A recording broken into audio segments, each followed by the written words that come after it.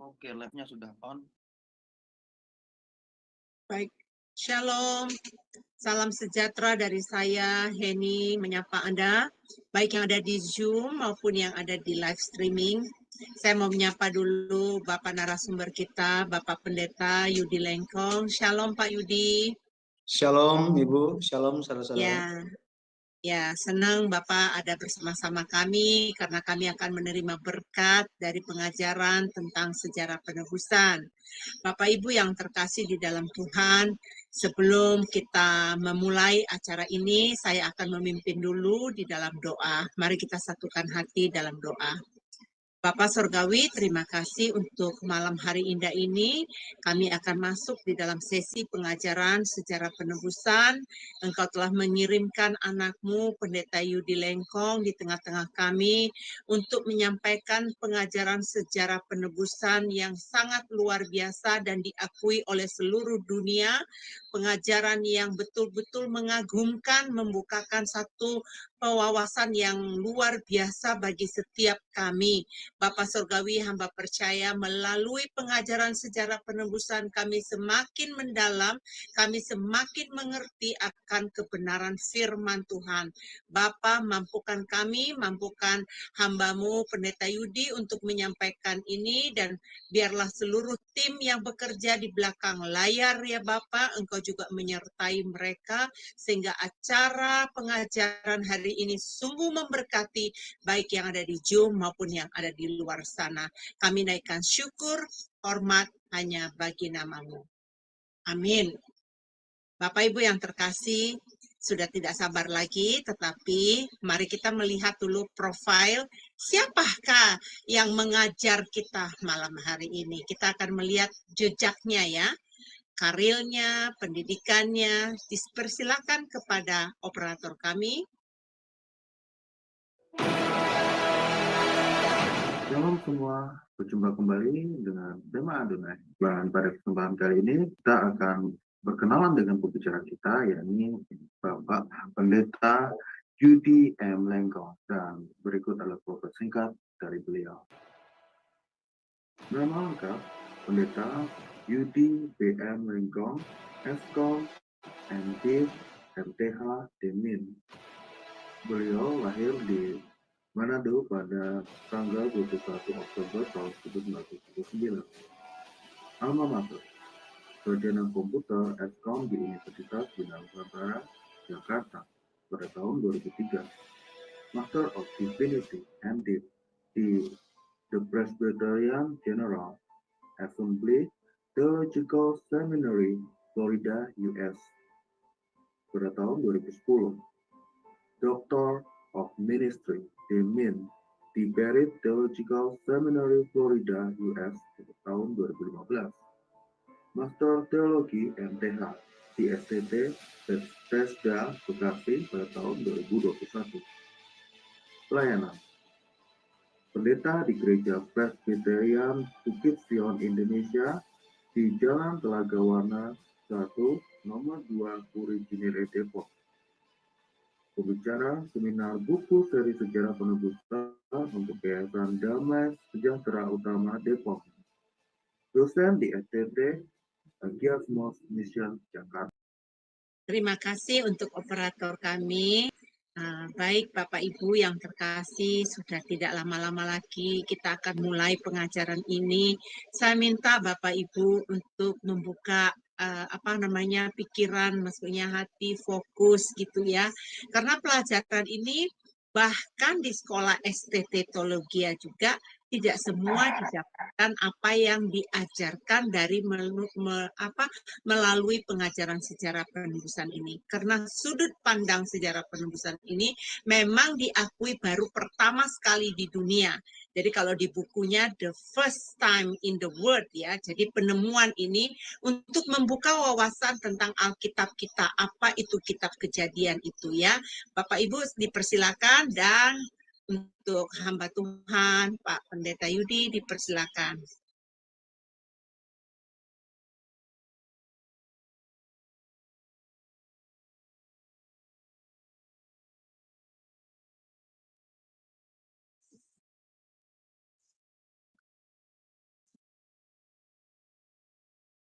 Baik, Bapak Ibu. Shalom. Shalom, shalom. Ya, Mereka terima di kasih. mute soalnya. Terima kasih sudah mengikuti kelas ini, dan kita akan melanjutkan pertemuan kedua ini dengan tema berikutnya. Saya akan share screen dulu.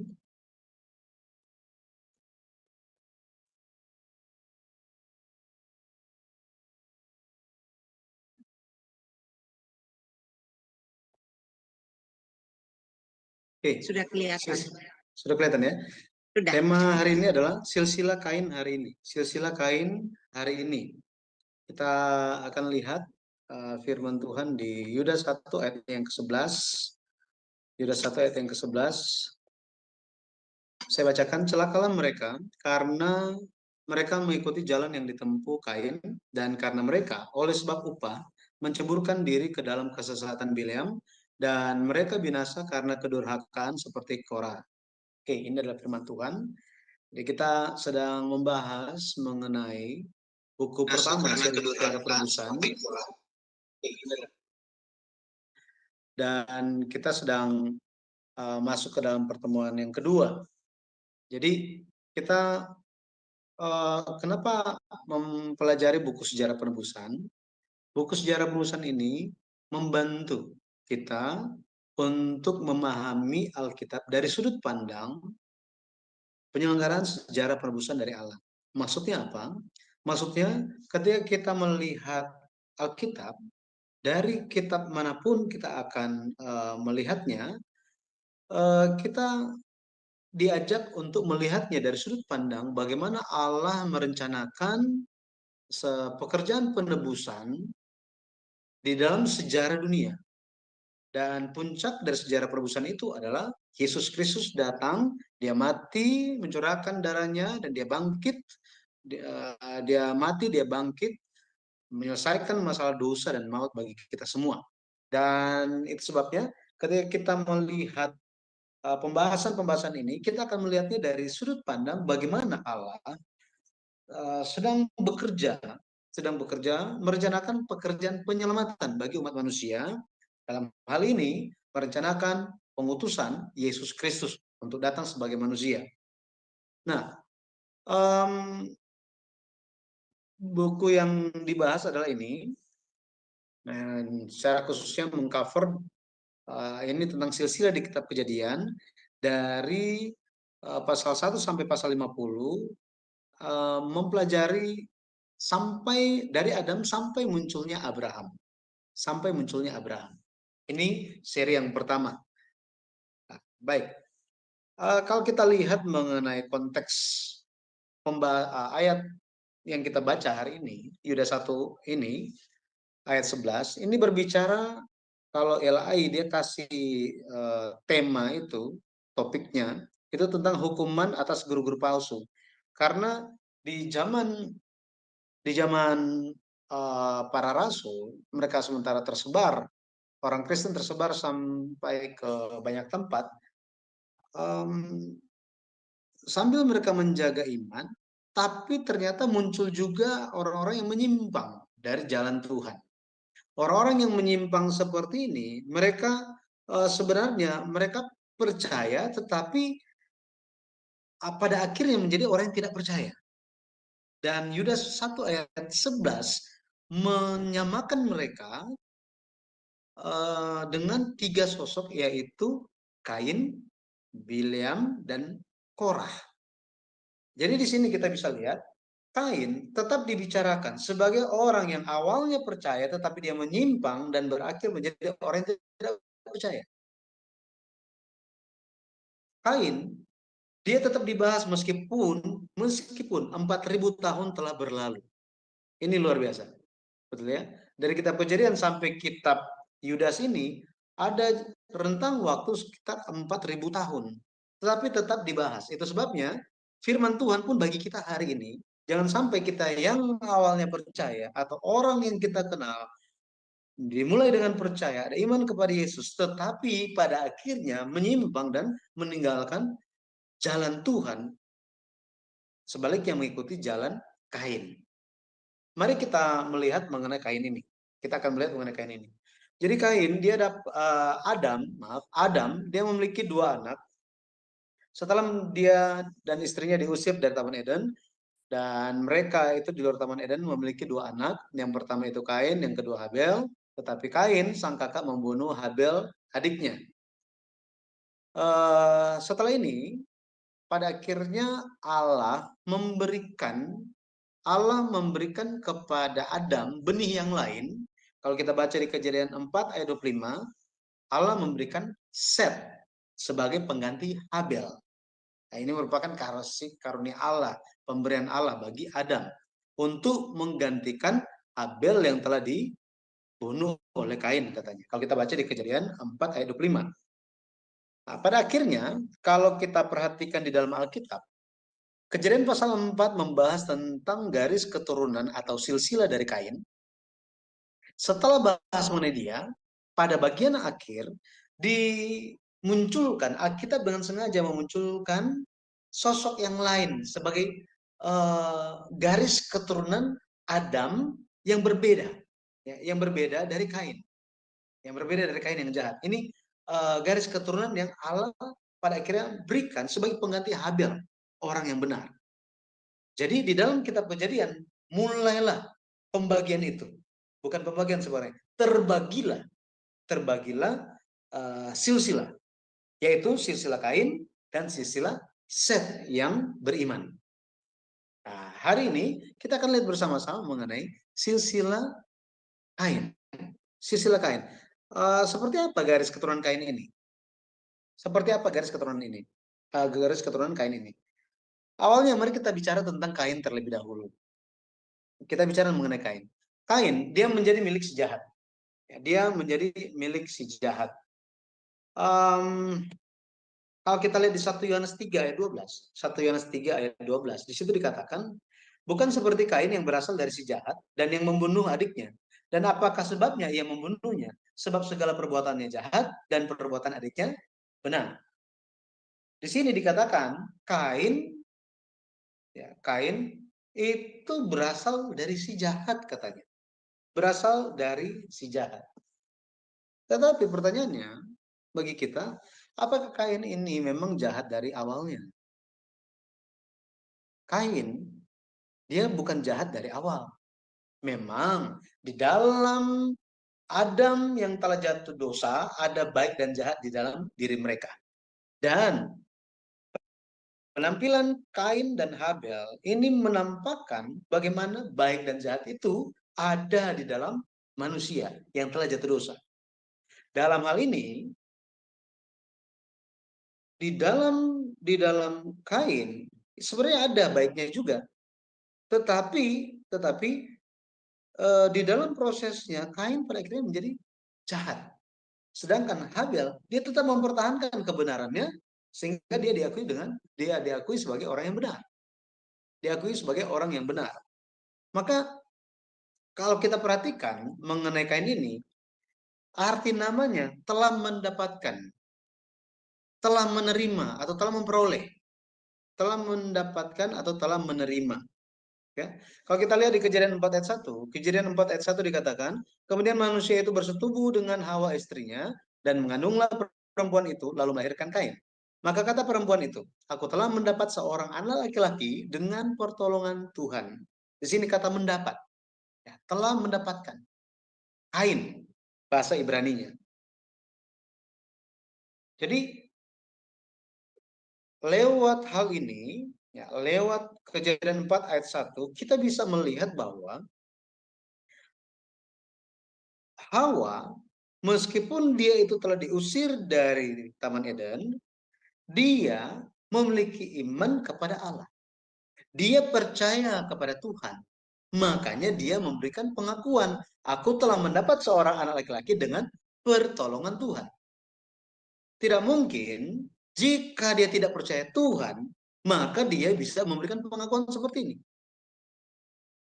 Kalau kita ingat ayat firman Tuhan yang mengatakan bahwa apa?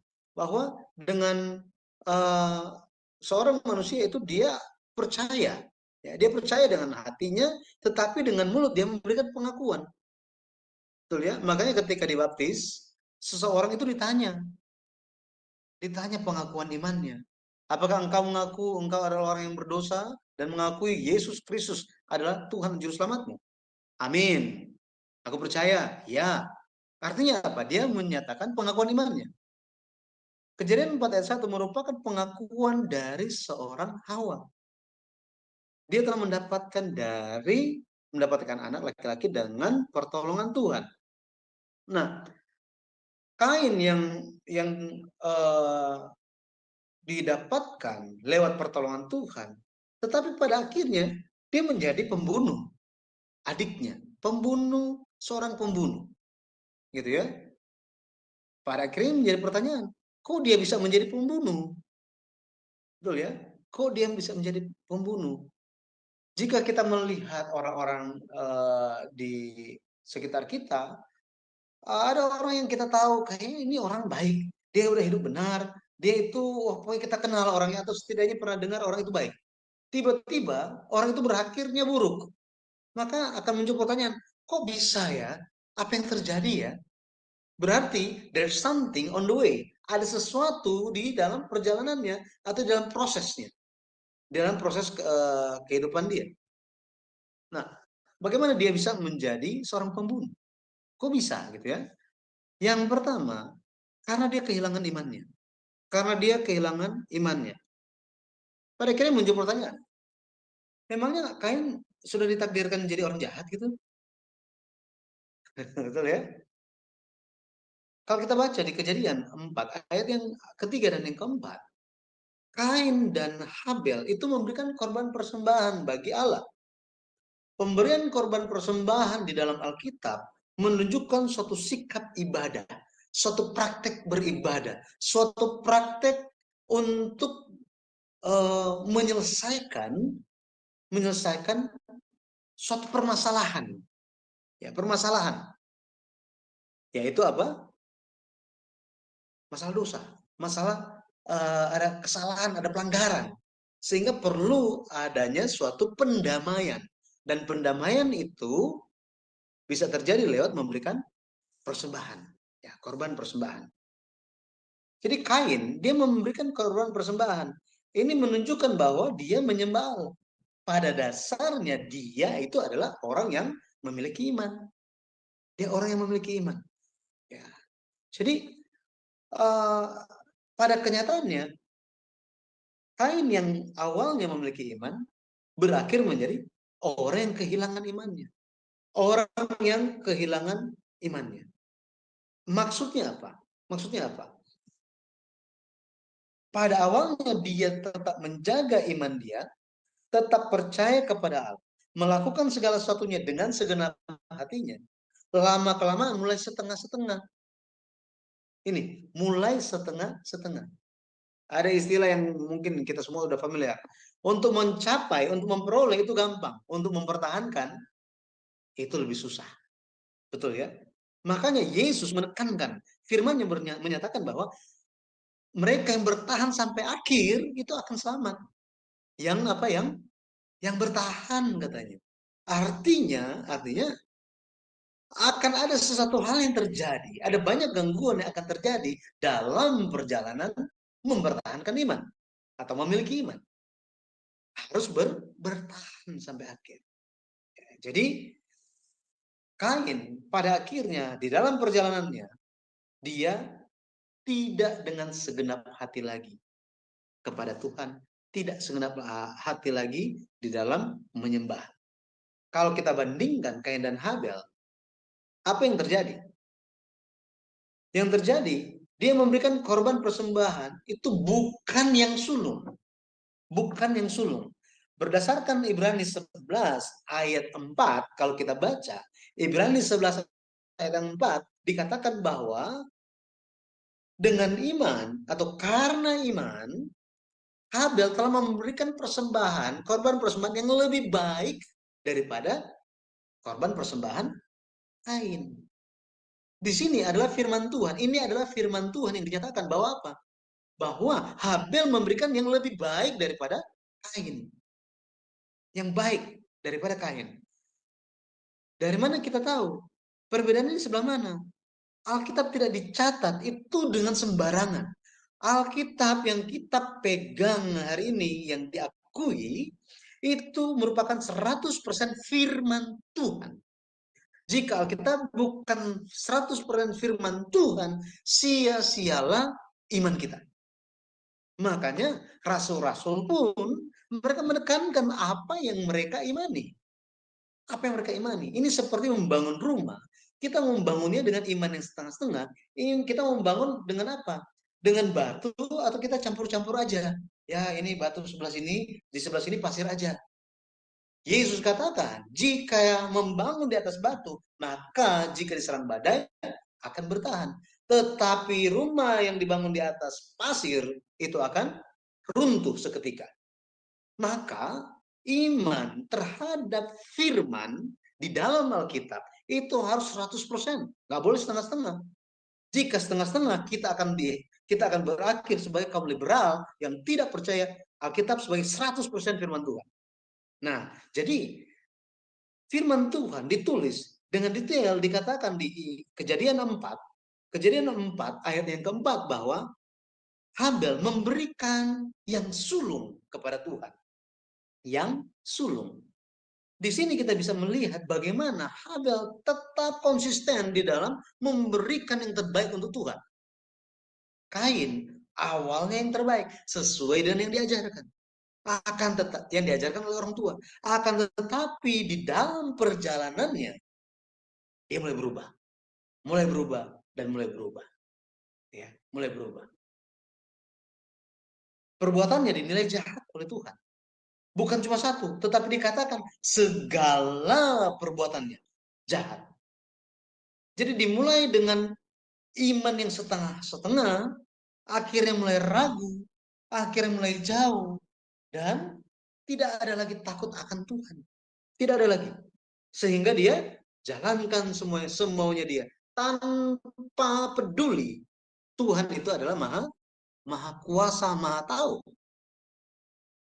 Ketika Tuhan tanya dia, di mana Habil adikmu itu? Apakah dia langsung bertobat? Enggak, dia nggak bertobat. Dia nggak bertobat. Dia menyangkal apa? Aku tidak tahu. Emang saya penjaga adikku. Wow. Dia lupa bahwa apa Tuhan maha tahu. Tuhan tanya bukan gara-gara Tuhan tidak tahu. Tetapi Tuhan lagi memberikan kesempatan untuk dia berbalik kepada Tuhan. Tetapi bahkan sampai akhir dia tidak menjaga imannya. Tidak menjaga imannya. Sangat berbeda dengan Habil. Allah melihat perbuatannya benar. Karena Habil menjaga imannya. Menjaga imannya. Ini membawa suatu pengajaran sangat penting bagi kita. Banyak yang melihat itu perjanjian lama sudah tidak relevansi dengan zaman sekarang. Itu sangat tidak masuk akal. Sangat tidak masuk akal. Kenapa? Karena Alkitab itu adalah untuk kita yang percaya. Bukan buat yang nggak percaya. Tapi bagi yang percaya. Maka bagi kita semua, mari kita jaga iman sampai akhir. Gitu ya. Jaga iman sampai akhir. Nah, kalau kita lihat Ibrani 11 ayat 4 tadi, ya, karena iman Habil telah mempersembahkan kepada Allah korban yang lebih baik daripada korban Kain. Ya, korban Kain. Dan kalau kita lihat mengenai sikap hati yang memprioritaskan Tuhan, memberikan persembahan yang terbaik bagi Tuhan, Amsal 3 ayat 9 dikatakan, muliakanlah Tuhan. Dari apa? Dan hormati Tuhan dengan apa? Dengan hasil pertama dari kambing dombamu dan yang sulung dari segala hasil tanah. Makanya konsep ini tidak pernah berubah bahkan sampai hari ini. Ketika Allah menyatakan semua buah di dalam taman ini boleh kamu makan buahnya kecuali yang itu. Buah dari pohon pengetahuan tentang yang baik dan yang jahat. Jangan kamu makan buahnya. Sebab pada hari yang kamu makannya, pasti engkau mati. Artinya apa? Artinya ada yang telah dikhususkan, ada yang telah dipisahkan. Ada yang telah dipisahkan. Ini, jangan. Yang lainnya boleh, yang itu jangan. 7 hari, ada 1 hari, jangan. Itu bukan punya kita. Gitu ya. Itu ada dalam kuasa Tuhan. jangan kita ambil. Sama seperti itu, ya, memberikan persembahan yang terbaik, kita memuliakan nama Tuhan, ya, yang sulung katanya. Oke. Jadi kenapa Kain menjadi seorang pembunuh? Yang pertama, dia kehilangan imannya. Yang kedua, Kain telah menghilangkan kesempatan untuk bertobat. Dia menghilangkan, bukan kehilangan gara-gara tidak sengaja, gara-gara kondisi, gara-gara keadaan, bukan. Tetapi dia sengaja menghilangkan kesempatan untuk bertobat. Nah, ini sangat-sangat dahsyat. Jika melewatkan kesempatan untuk bertobat, pada akhirnya pintu itu ditutup, sudah tidak bisa kembali lagi. Nggak bisa kembali lagi. Ya, jadi Tuhan berikan dia kesempatan. Adakah kesempatan pertobatan bagi Kain? Yes, ada. Ada. Ya. Itu diberikan. Kejadian 4 ayat 5 sampai 9. Tapi sayangnya dia melewatkan kesempatan itu. Pada akhirnya kesempatan dari Allah bagi kita itu pun diberikan. Supaya kita terus memegang dia, terus mendekat kepadanya. Mari kita pegang ini, ya. Jangan kita lewatkan seperti yang Kain lakukan. Nah, yang pertama, mari kita lihat kesempatan yang pertama. Itu ketika Tuhan tidak menerima korban persembahannya. Jadi persembahan Kain itu tidak diterima oleh Tuhan. Dia menjadi marah. Hatinya panas. Hatinya panas. Waktu itu Tuhan tanya kepada dia. Kejadian 4 ayat 5 sampai 6. Tetapi Kain dan korban persembahannya tidak diindahkannya. Lalu Kain menjadi sangat panas dan mukanya muram. Firman Tuhan kepada Kain, "Mengapa hatimu panas dan mukamu muram?" Tuhan tanya kepada dia. Tuhan tanya. Perkataan Tuhan ini sementara menusuk hatinya. Firman Tuhan kita perlu ingat. Ibrani 4 ayat 12 katakan, firman Tuhan itu seperti pedang bermata dua, menusuk sangat dalam, sampai memisahkan jiwa dan roh katanya. Artinya apa? Firman itu bukan untuk orang yang lain. Firman adalah untuk kita. Jika kita tertusuk oleh firman Tuhan, maka puji Tuhan. Puji Tuhan. Banyak peristiwa terjadi.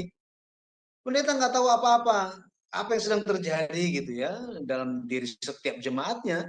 Ketika sampaikan firman Tuhan, tersinggung, udah nggak muncul lagi di gereja.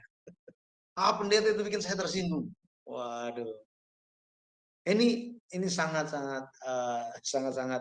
apa ya, perlu diperhatikan gitu ya. Ketika firman disampaikan, itu benar-benar untuk kita, benar-benar untuk kita. Firman Tuhan, mengapa hatimu panas? Mengapa mukamu muram? Tuhan tanya kepada dia. Bahkan Tuhan bilang, Tuhan lanjut, ayat yang ke-7. Ayat yang ke-7, Tuhan bilang apa? Tuhan bilang, apakah kamu tidak akan berseri jika engkau berbuat baik? Tetapi jika engkau tidak berbuat baik, dosa sudah mengintip di depan pintu. Ya sangat menggoda engkau. Tetapi engkau harus berkuasa atasnya. Kita lihat di sini bahwa apa? Yang terjadi adalah Allah bukan hanya menegur dia. Bukan hanya menegur, tetapi Allah apa? Berikan solusi kepada dia. Allah jelaskan, kenapa? Ya, kenapa kamu itu menjadi muram? Kamu menjadi muram gara-gara apa? Perbuatanmu tidak baik. Apa yang tidak baik? Itu adalah imannya, sikap imannya. Itu tidak baik. Setengah-setengah. Perhitungan kepada Tuhan.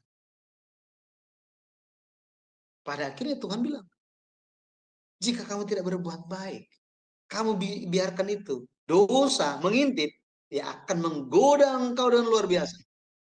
Tapi engkau harus berkuasa atasnya. Ini merupakan kesempatan yang luar biasa. Jadi, jika dosa itu sudah masuk ke dalam pribadi Kain, seharusnya apa? Dia jangan eksekusi. Dia harus selesaikan sebelum dia eksekusi. Betul ya? Itu harus diselesaikan.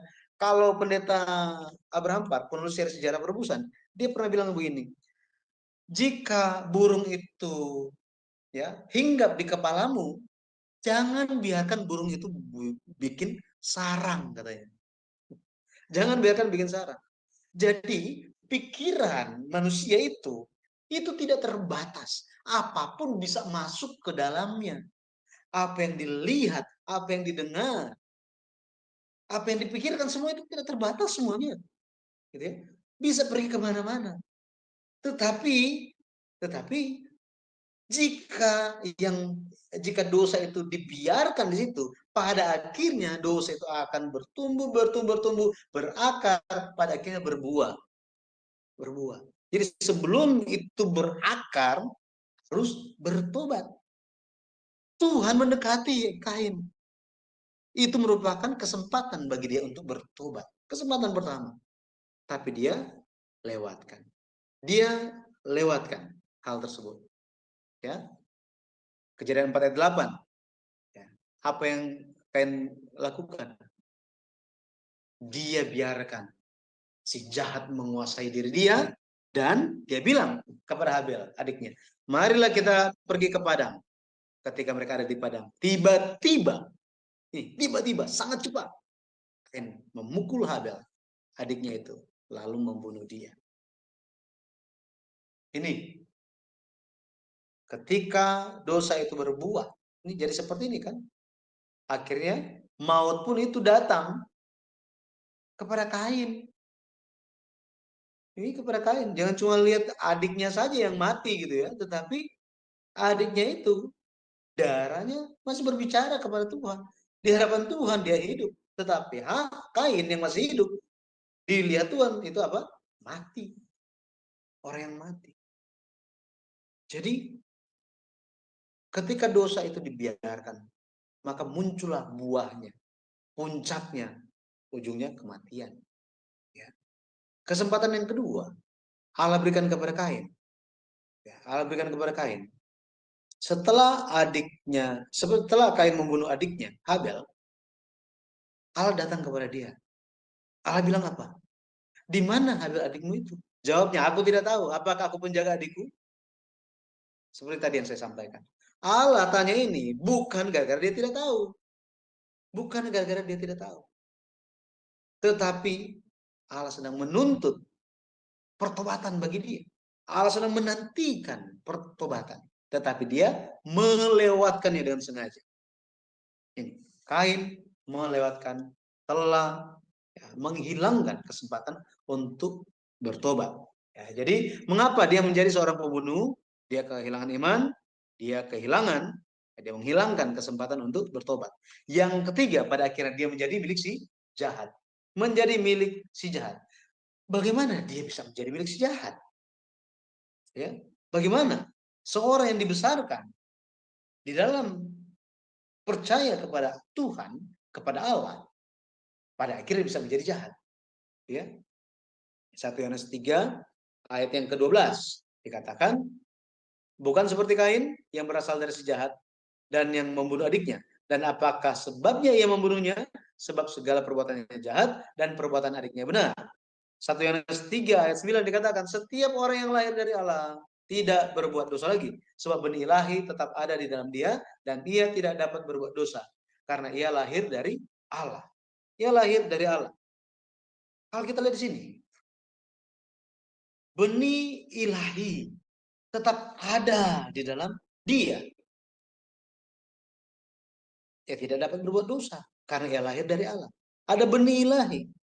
Menurut Lukas kalau kita lihat Lukas 8 ayat yang ke-11, inilah arti perumpamaan itu. Benih itu ialah firman Tuhan, firman Allah. Benih itu adalah firman Allah. Kita semua menjadi anak-anak Allah gara-gara apa? Gara-gara firman-Nya ada di dalam kita.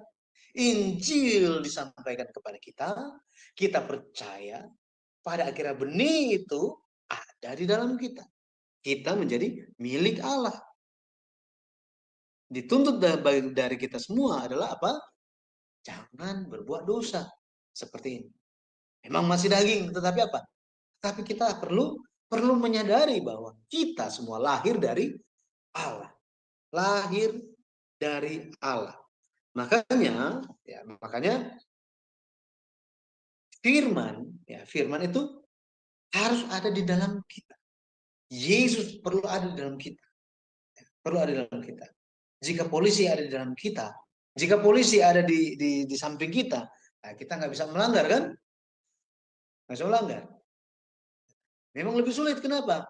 Karena Tuhan itu tidak kelihatan. Itulah perlu iman. Perlu iman. Ya. Nah, jadi yang pertanyaannya bagaimana benih dosa?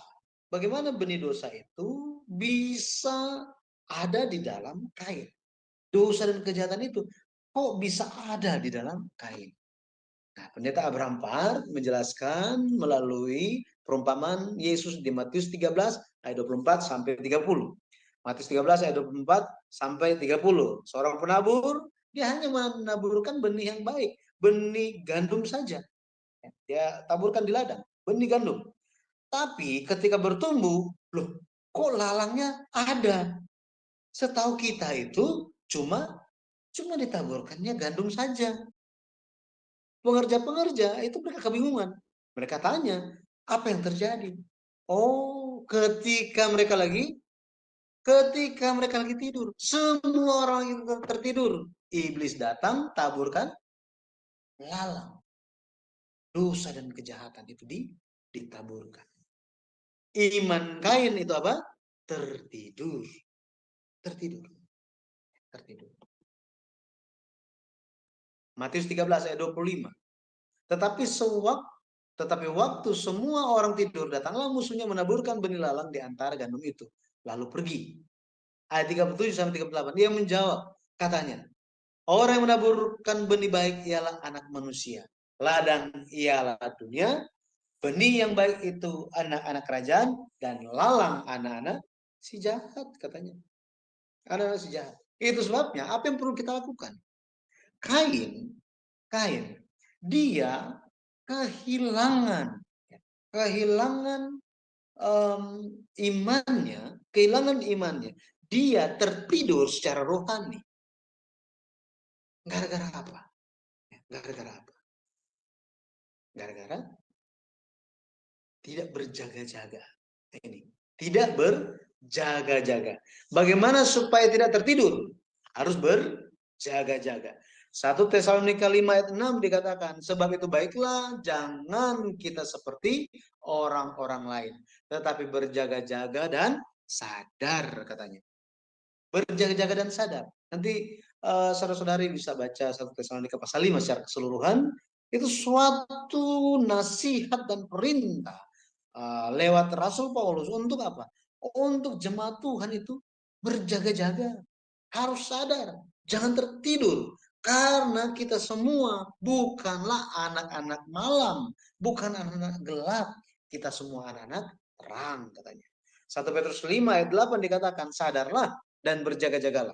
Lawan musuh iblis berjalan keliling sama seperti singa yang mengaum-ngaum dan mencari orang yang dapat ditelannya.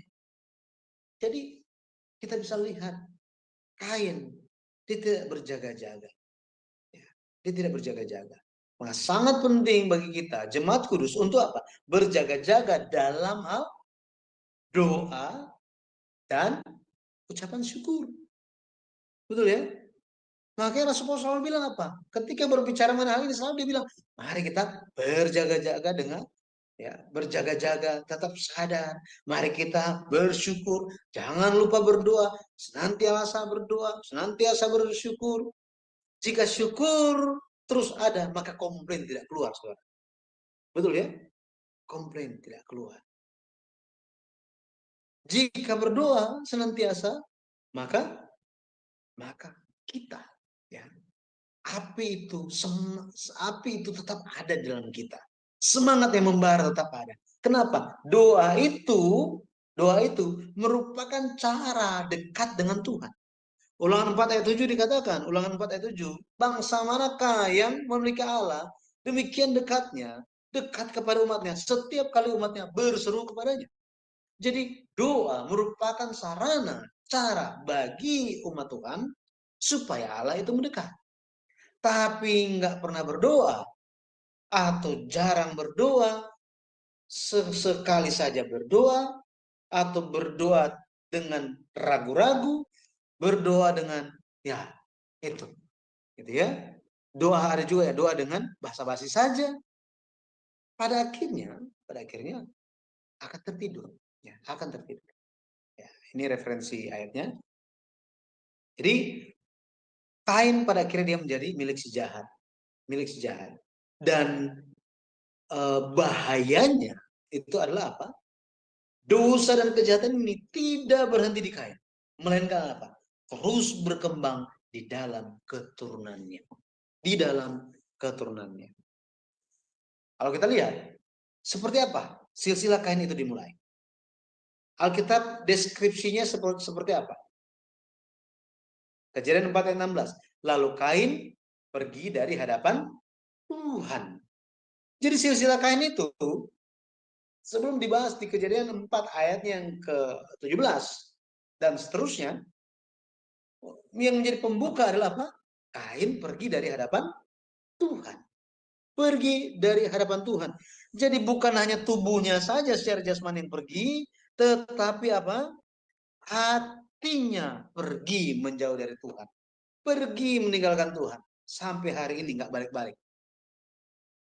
Maka kita perlu mendoakan saudara-saudara kita di luar sana supaya mereka bisa kembali kepada Tuhan, ya, kembali kepada Tuhan, kembali kepada Tuhan.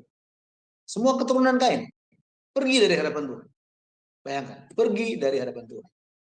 Kita lihat, yang pertama, Henok. Ini anak dari Kain, Henok. Namanya sama dengan keturunan Set di Kejadian pasal 5. Namanya aja yang sama, orangnya berbeda. Arti nama Henok adalah dedikasi, prakarsa, atau guru. Guru. Di Kejadian 4 ayat 17, Kain bersetubuh dengan istrinya dan mengandunglah perempuan itu lalu melahirkan Henok. Kemudian Kain mendirikan suatu kota dan dinamainya kota itu Henok menurut nama anaknya. Menurut nama anaknya.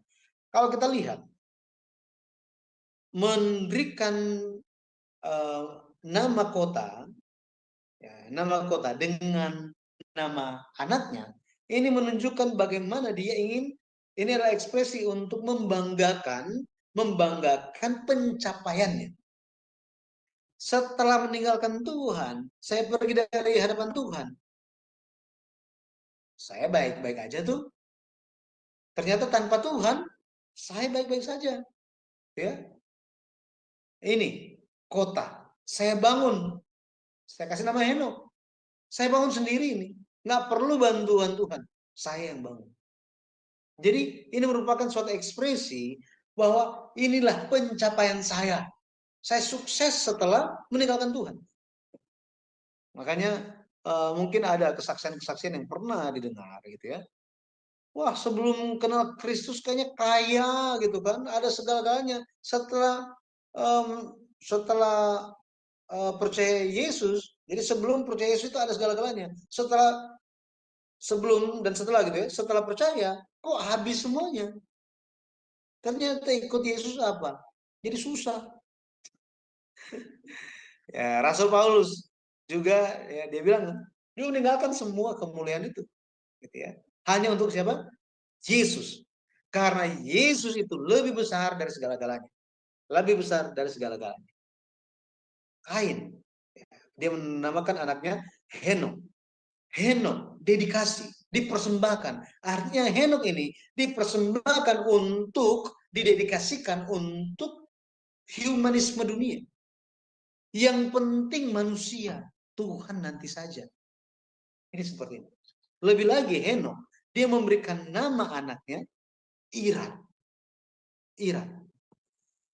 Ya, Irat arti namanya buronan, pelarian, membual. Ya, melebih-lebihkan. Kejadian 4 ayat 18, bagi Henok lahirlah Irat. Irat. Orang tua mana yang mau kasih nama anaknya buronan, pelarian, membual? Betul ya? Ini ingat, nama anak, memberikan nama kepada seorang anak, ini mencerminkan iman dari orang tua, harapan atau harapan dari orang tua, gitu ya. Harapan dari orang tua atau seperti apa pola pikir orang tua atau ya yang sejenis seperti itu. Itu nama yang diberikan oleh orang tua. Bukan hanya identitas saja, tetapi di dalam nama seseorang itu terkandunglah harapan dari orang tua. Ira, berarti apa? Di sini kita bisa memahami tafsirannya adalah Henok mau menamakan anaknya Ira. Untuk dengan kata lain dia sementara berkata bahwa apa? Kami bisa luput dari hukuman Tuhan, dari pengawasan Tuhan. Tuhan tidak bisa menjangkau kita. Pemazmur bilang apa? Pemazmur bilang, kemanakah aku dapat pergi? Menjauhi rohmu Tuhan. Ku berlari apa? Sampai tinggi ke langit, engkau ada di sana. Bayangkan. Jadi Tuhan ada di mana-mana, tetapi Henok memberikan pengakuan bahwa apa? Kami bisa luput dari jangkauan Tuhan. Dia menyombongkan, membual, melebih-lebihkan pencapaian anaknya. Ya, pencapaian dirinya dan anaknya. Irat. Ini Irat. Irat mendapatkan anak dan memberikan nama Mehuyael. Bagi Henok lahirlah Irat, dan Irat itu memperanakan Mehuyael. Arti nama Mehuyael dihapuskan Allah secara total, atau dihapuskan tanpa jejak oleh Allah. Bayangkan siapa yang mau kasih nama anaknya seperti ini. Ya. Kalau Allah itu ada, coba hapuskan, coba hilangin anak saya. Waduh. Kita bisa lihat dosa dan kejahatan dimulai di dalam Kain. Tanpa pertobatan, akhirnya makin berakar, makin parah dan makin parah. Makin parah. Ya. Mehuyael. Ya, Mehuyael. Kemudian Metusael, dia dapat anak Metusael. Metusael itu bisa memiliki dua arti. Ya, dua arti. Manusia Allah atau manusia neraka. Ya. Kalau Sael itu akar katanya Seol, maka ini jadi neraka, gitu ya. Tapi kalau hanya El saja, jadi Mat itu dan El, maka itu menjadi manusia Allah. Tapi kalau kita lihat daripada menjadi manusia Allah, Metusael lebih menjadi manusia neraka. Hal ini tampak lewat anaknya. Coba kita lihat. Lamek, ya, Lamek. Kejadian 4 ayatnya yang ke 18 sampai 19 dikatakan Kain memperanakan Henok, Henok memperanakan Irat, Irat memperanakan Mehuyael, Mehuyael memperanakan Metusael, Metusael memperanakan Lamek, dan Lamek mempunyai 2 istri, Ada dan Zila. Nah, apa yang terjadi? Lamek ini dia arti namanya adalah orang yang kuat atau penakluk. Orang yang kuat atau penakluk. Gitu ya. Apa yang terjadi kepada Lamek ini? Gitu ya. Dia dapat 2 orang istri. Dia ambil 2 orang istri. Sehingga Lamek merupakan orang pertama yang memperkenalkan kawin dengan lebih dari 1 istri. Ya. Poligami. Dia orang pertama yang memperkenalkan poligami. Ini siapa? Lamek. Ingat Lamek ada juga nama yang sama. Itu papanya Nuh di Kejadian pasal 5. Tetapi ini hanya namanya saja yang sama, orangnya beda. Ya, orangnya berbeda. Kalau kita lihat, ada istri yang pertama ini memiliki arti nama orang yang merias diri. Orang yang merias diri. Orang yang ingin terlihat cantik saja di luar, tetapi dalamnya beda. Ini ada. Ada dapat anak itu Yabal dan Yubal. Yabal itu bapak peternak, kemudian Yubal ini bapak pemusik. Ini nanti bisa baca di Kejadian pasal 4. Ya, Kejadian pasal 4 ayatnya yang ke 19, 20 dan seterusnya. Kalau kita lihat dikatakan bapak, ini berarti orang yang ahli di bidangnya, orang yang sukses. Mereka yang pertama-tama berhasil di dalam bidang tersebut. Sehingga Yabal ini dia pebisnis yang luar biasa. Yubal ini dia entertainer yang luar biasa yang pertama-tama. Itu anak yang Lamek dapatkan, lihat istri yang pertama. Istri yang kedua itu adalah Zila. Arti namanya naungan, bayangan, atau berdenting. Ya, naungan, bayangan, atau berdenting. Ya, senantiasa hidup ya dalam gelap, ya, dalam gelap. Denting, denting, suara-suara yang merayu. Ini, ya, suara-suara yang menggoda, suara-suara yang menggoda. Dia dapat anak dua, yang pertama Tubal Kain, yang kedua itu Naamah.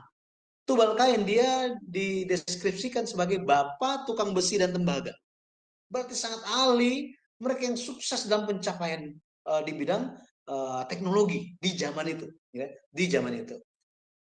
Kemudian nama ini itu menunjuk kepada perayu, hedonis. Bayangkan, ya, nggak selesai di sini kalau kita lihat, ya, kalau kita lihat nggak selesai di sini, ya, nggak selesai bagaimana? Kejadian pasal 4, kalau kita baca ayat yang ke-23 dikatakan apa? Berkatalah Lamek kepada kedua istrinya itu, Ada dan Zila, dengarkanlah suaraku, hai istri-istri Lamek. Pasanglah telingamu kepada perkataanku ini. Aku telah membunuh seorang laki-laki karena ia melukai aku. Membunuh seorang muda karena ia memukul aku sampai bengkak. Ayat 24. Sebab jika Kain harus dibalaskan 7 kali lipat, maka Lamek 77 kali lipat.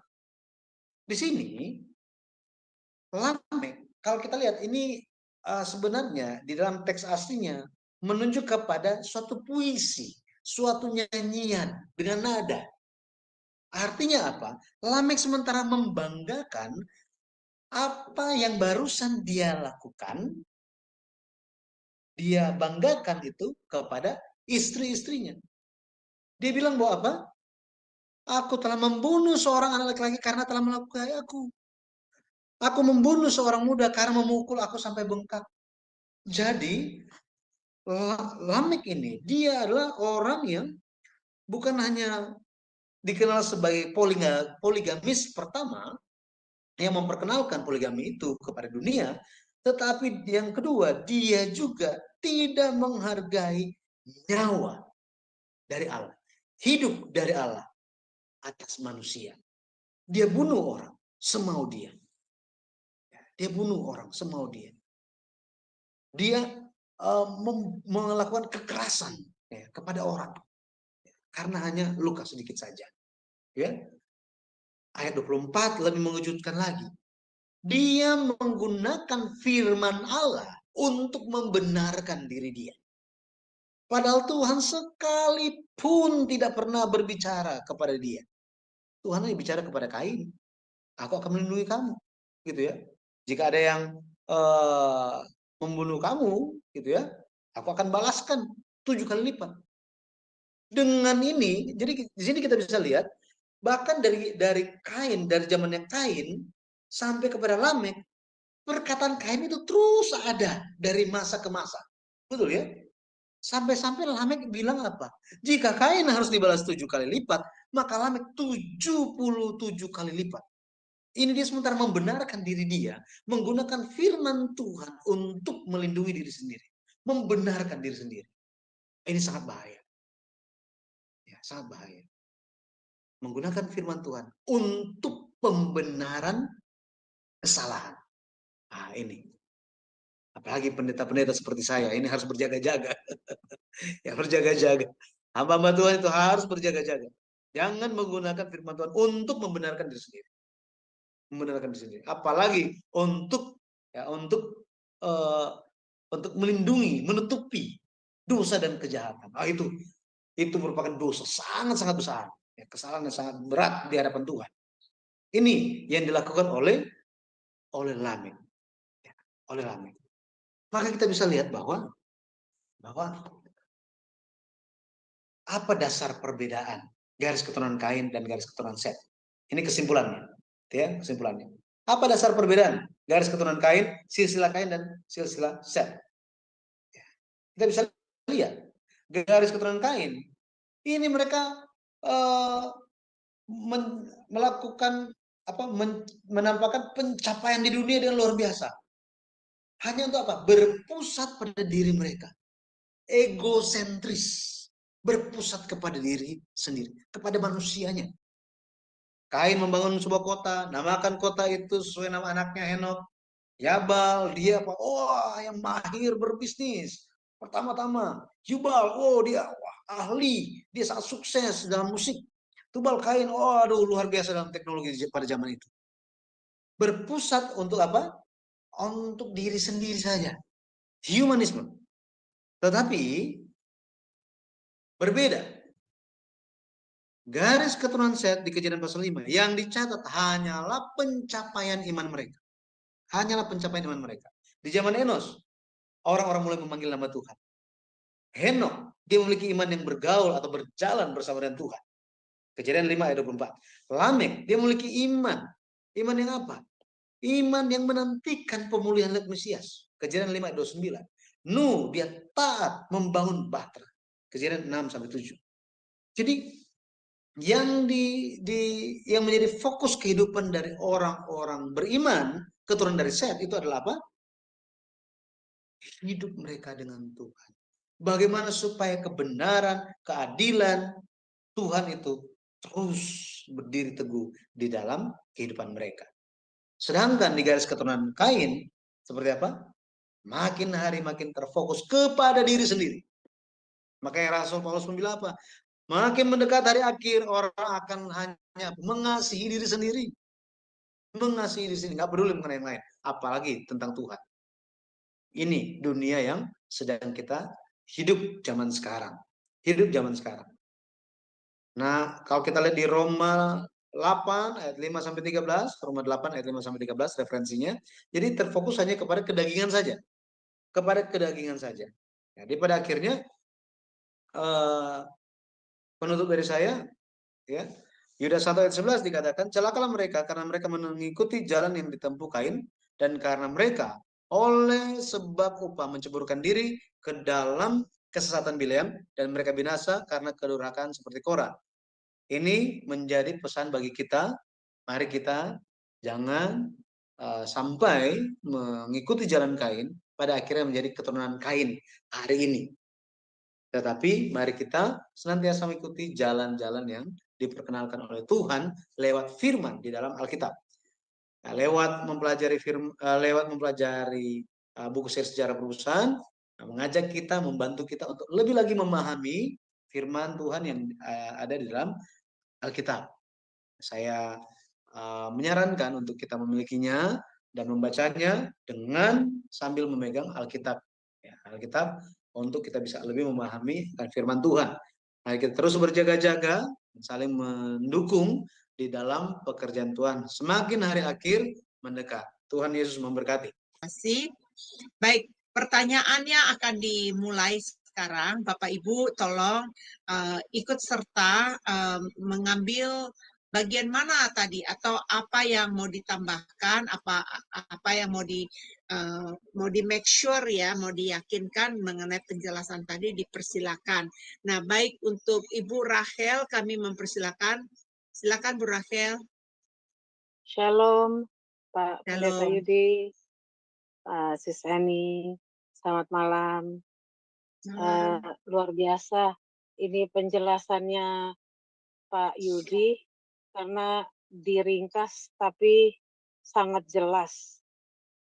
Ya kebetulan saya juga belajar sejarah penebusan ini dan selalu tertarik untuk terus mencari tahu lebih dalam lagi. Pak Pendeta, saya mau nanya, ada dua hal. Pertama adalah yang saya ingin ketahui bahasa Adam dan bahasa Kain bercakap-cakap dengan Tuhan itu bahasanya bagaimana, Pak Pendeta? Yang kedua, bagaimana saat Kain berbicara dengan Tuhan berbicara dengan Kain? Kalau dengan Adam karena bersama-sama tidak di Taman Eden. Tapi kalau dengan Kain, bagaimana caranya Tuhan itu berbicara dengan Kain? Apakah menampakkan diri dalam bentuk yang lain atau bagaimana Pak Pendeta? Terima kasih Pak Yudi. Baik, Ibu. Ya, dipersilakan Pak. Ya, terima kasih pertanyaannya. Yang pertama itu ditanyakan bahasanya bahasa apa gitu ya. Bahasa apa gitu.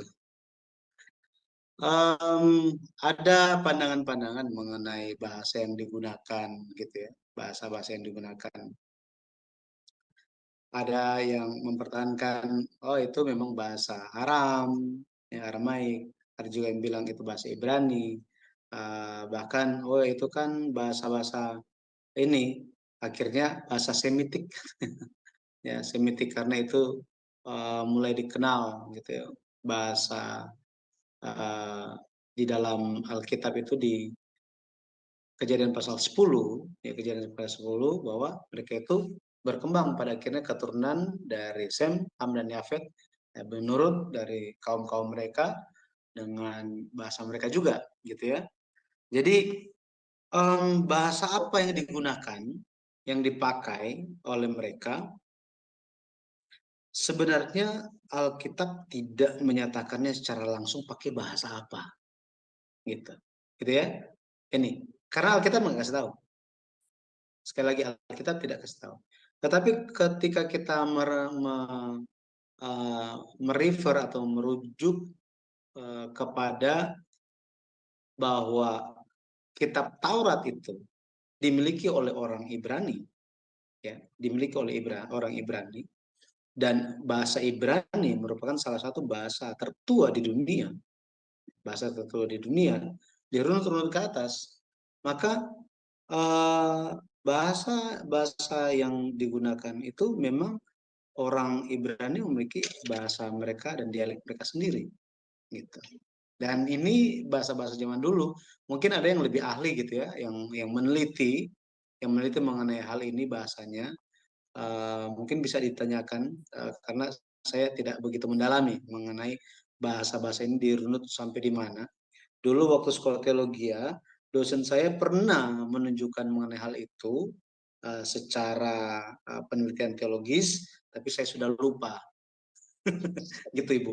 Cuma tentang bahasa itu mungkin nanti bisa dilihat lagi gitu ya. Pada mana? Kayaknya saya nggak tahu. Ya, saya harus jujur, saya nggak tahu daripada saya ngarang-ngarang gitu ya. Baik, Pak. Saya nggak tahu mereka pakai bahasa apa.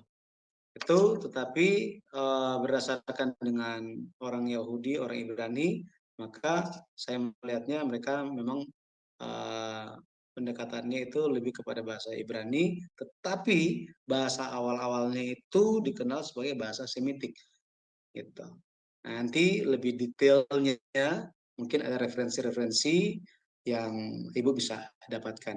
Mungkin ada teman-teman yang lain tahu mengenai hal itu. Nah, yang berikutnya itu tentang apa tadi?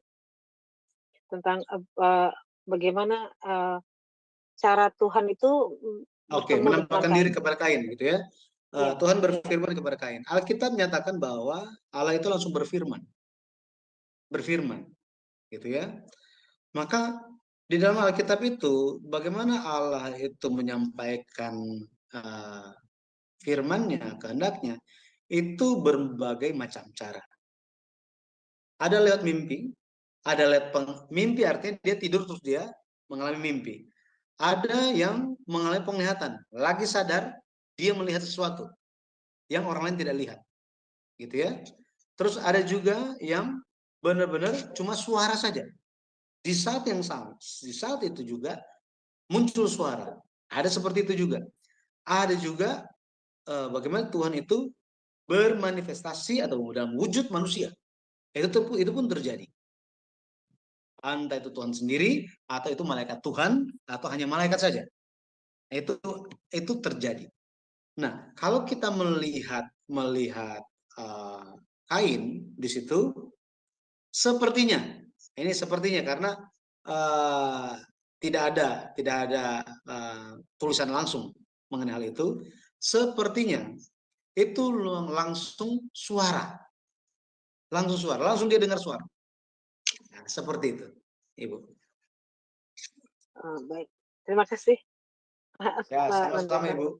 Ya, maaf ya, Baik. itu yang pertama itu ada tugas lagi, mungkin nanti bisa cari referensi di luar sana. Baik, sampai ketemu hari Minggu, Pak Pendeta. Ya, sampai ketemu. Ya, Tuhan Yesus Baik, memberkati. makasih. Terima kasih, Sis. Terima kasih. Baik, ada lagi Bapak Ibu. persiapkan ya. Sebelumnya saya akan mempertanyakan ini kepada Pak Pendeta. Pak Pendeta, kalau lihat dari buku Kejadian ya, kita kan melihat di buku Kejadian 5 itu, pasal 5 itu kan keturunan Set. Itu sangat jelas sekali ada tanggal kelahirannya dan ada tanggal kematiannya. Nah, kenapa di silsilahnya Kain itu tidak ada tanggal kematiannya itu?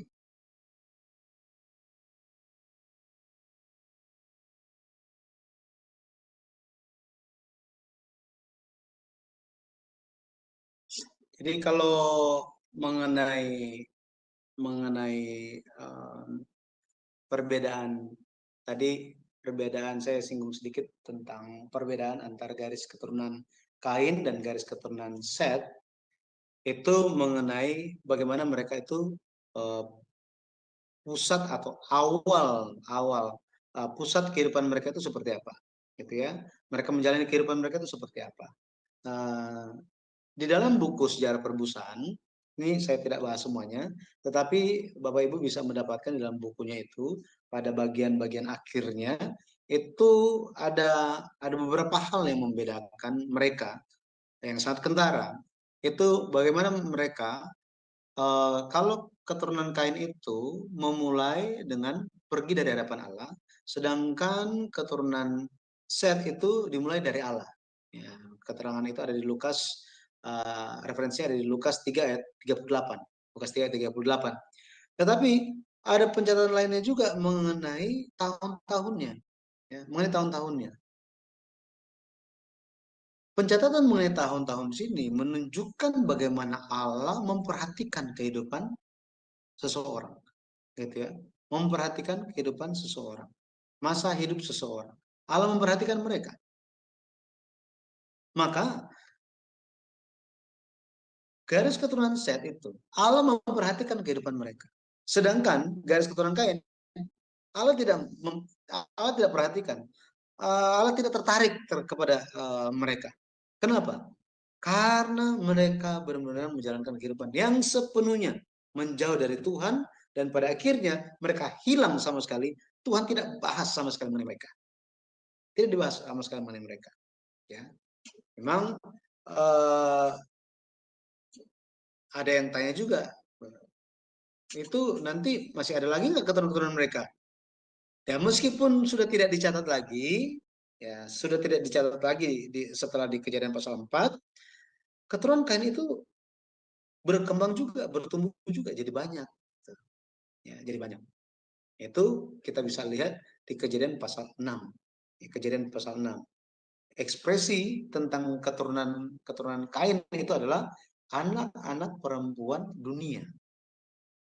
Anak-anak perempuan dunia.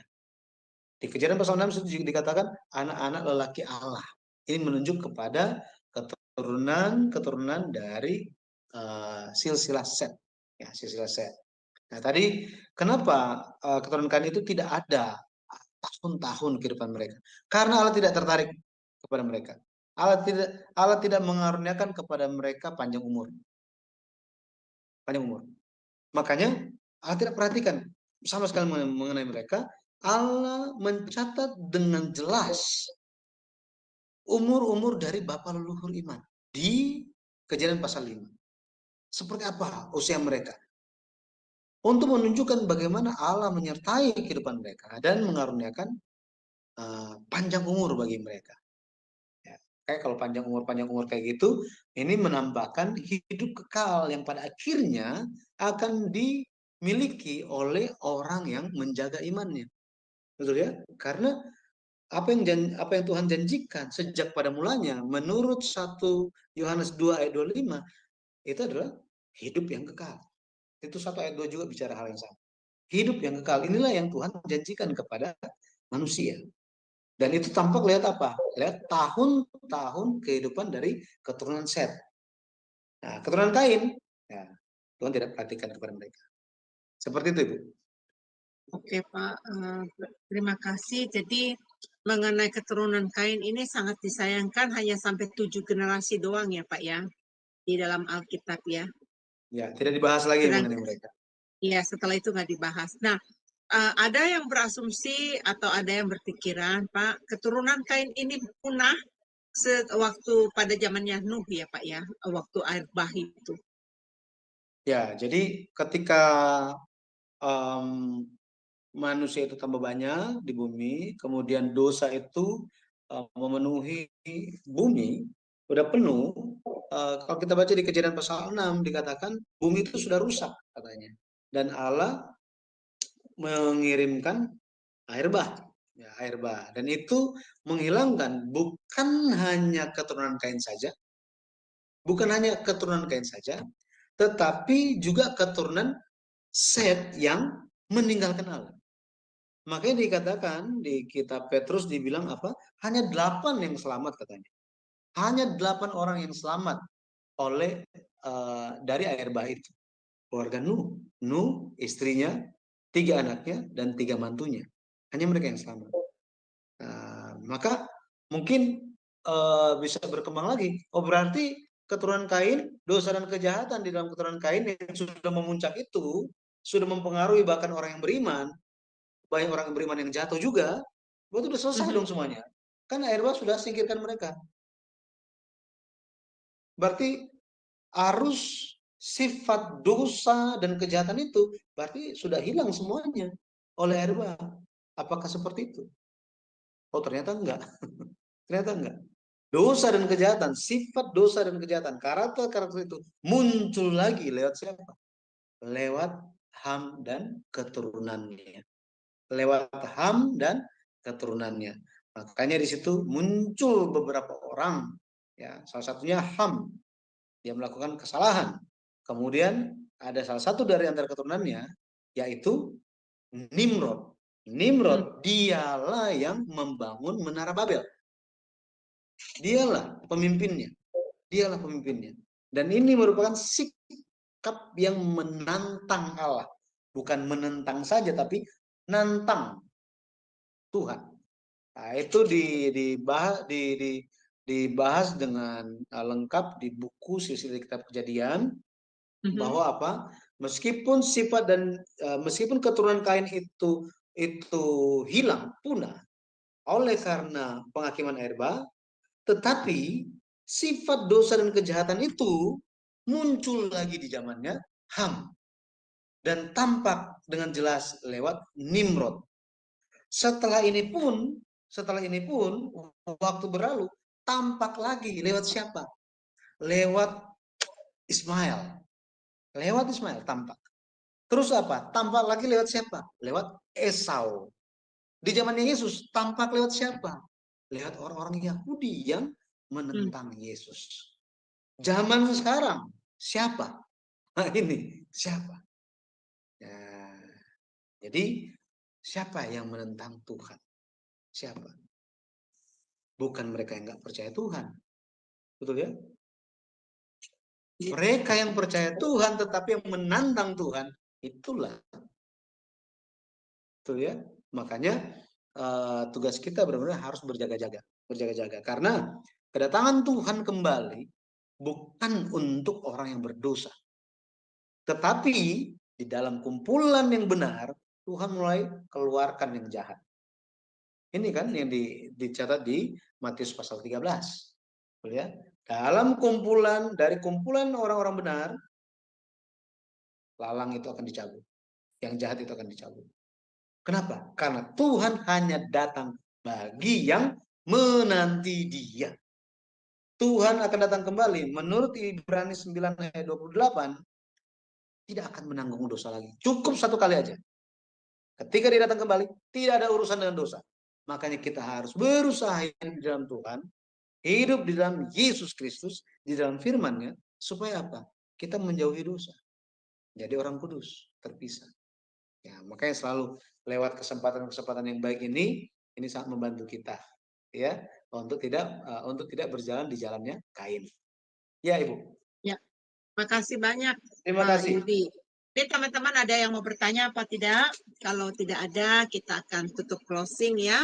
Mungkin sebelum tutup closing, nanti Pak ini juga bisa menjelaskan kepada kita kenapa umur dari Kain itu semakin menurun ya Pak ya usia mereka ya. Maksudnya dari usia-usia itu Pak, dari Adam sampai ke Abraham ya, itu makin menurun usia-usianya. Apakah itu dijawab nanti di minggu depan, terserah. Kalau memang ini nggak masuk di dalam jawabannya, nggak apa-apa. Tapi ada yang concern mengenai usia-usia itu. Kenapa makin berkurang gitu. Ya Ibu, nanti kita akan membahas mengenai hal tersebut. Kenapa? Mungkin tadi Ibu maksudnya itu adalah keturunan dari Adam, gitu ya. Adam sampai Nuh. Setelah Nuh itu sampai kepada Abraham. Ini umur manusia di silsilah Kejadian pasal 11 kok makin berkurang, kok makin makin pendek gitu. Ya, Iya. itu ada pembahasannya, ada faktor-faktor penyebabnya yang kita akan bahas. Itu di dalam pertemuan yang ke-5 sepertinya. Ya, kita akan lihat yang ke-5 atau yang ke-4. Nanti kita akan lihat sama-sama. Baik. Jadi teman-teman, kelas kita ini ya hari ini kita baru masuk ke pelajaran yang kedua ya. Kemarin kita sudah belajar mengenai sejarah penebusan dalam silsilah yang diartikan dari Ulangan 32 ayat 7. Hari ini pelajaran kedua kita mengenai silsilah Kain pada hari ini, dan untuk minggu depan kita akan belajar mengenai pengaruh Adam kepada Nuh ya, pada iman, pengaruh Adam pada imannya Nuh. Ini sangat menarik teman-teman ya. Bapak Ibu tetap stay buat kita, ntar minggu depan kita akan menyambungkan pelajaran ini, dan sebelum kita minta doa penutup dan doa berkat, mungkin Pak Pendeta Yudi bisa menjelaskan kepada kita rangkuman sekali lagi apa aja yang telah kita pelajari hari ini. Terima kasih, Tuhan Yesus memberkati. Silakan Pak. Baik, jadi sebagai penutup dari acara kita, lewat garis keturunan Kain, kita bisa menyadari bahwa ada 2 garis keturunan yang mengalir sampai hari ini. Ada 2 garis keturunan yang mengalir sampai hari ini. Itu adalah garis keturunan atau silsilah garis keturunan dosa yang mengarah kepada maut, dan garis keturunan hidup, garis keturunan iman yang menuju kepada hidup. Nah, 2 garis ini terus berjalan sampai hari ini. Pada akhirnya, mari kita bercermin lewat tokoh-tokoh yang ada di dalam sejarah penebusan, tokoh-tokoh di dalam Alkitab. Kita belajar bercermin lewat mereka, sehingga kita pun tahu bagaimana kita hidup, menjalani kehidupan kita di hari-hari akhir ini. Pada akhirnya, kiranya Tuhan yang senantiasa memberikan kepada kita antusias untuk mengetahui, mengenal Alkitab lebih baik lagi dari sudut pandang Tuhan. Ya, Tuhan Yesus memberkati. Mari kita berdoa. Allah Bapa yang hidup, kami mengucap syukur karena Engkau telah memberkati kami lewat pelajaran pada malam hari ini. Kami memohonkan biarlah Engkau yang akan terus bekerja di dalam kami, Roh Kudus-Mu yang menuntun kami, bekerja dengan kuat dan terus menuntun langkah kaki kehidupan kami. Pada akhirnya kami tidak mengikuti jalan Kain, sebaliknya kami mengikuti jalan-jalan iman, jalan-jalan kebenaran yang Kau ajarkan kepada kami ya Bapak. Tolong kami semua supaya kami terus bersemangat untuk mempelajari sejarah penebusan-Mu, dan lebih lagi kami bisa mengajak dan membawa banyak jiwa untuk lebih bertumbuh di dalam iman dan pengenalan akan Tuhan lewat firman di dalam Alkitab. Terima kasih ya Bapak, Engkau yang kiranya memberkati setiap orang setiap saudara-saudara yang membantu di dalam terjadinya atau terwujudnya kelas ini, dan bisa berlangsung dengan baik. Biarlah Engkau yang mencurahkan kasih setiamu kepada mereka dan mencurahkan berkat dalam kehidupan mereka, sehingga biarlah setiap hal yang kami lakukan ini menjadi berkat bagi banyak orang. Terima kasih ya Bapak, bagi kami semua yang mengikuti pelajaran ini. Engkau kiranya yang akan membimbing kami, memegang kami, dan kasih karunia-Mu yang akan senantiasa menyertai, membuat kami Bapak menjalani kehidupan kami dengan hikmat yang berasal daripada Tuhan. Pada akhirnya hal yang kami lakukan berkenan kepadamu, memuliakan nama-Mu, dan membawa banyak jiwa kepada keselamatan di dalam Yesus Kristus. Terima kasih ya Bapak, kami mengucap syukur kepadamu dengan meninggal nama Yesus Kristus yang kudus. Kami berdoa dengan penuh ucapan syukur. Amin. Amin, amin. Terima kasih Bapak Pendeta Yudi. Terima Dan kasih. iya, Tuhan Yesus memberkati. Saya mengizinkan operator untuk menutupkan live kita saat ini. Tuhan Yesus memberkati.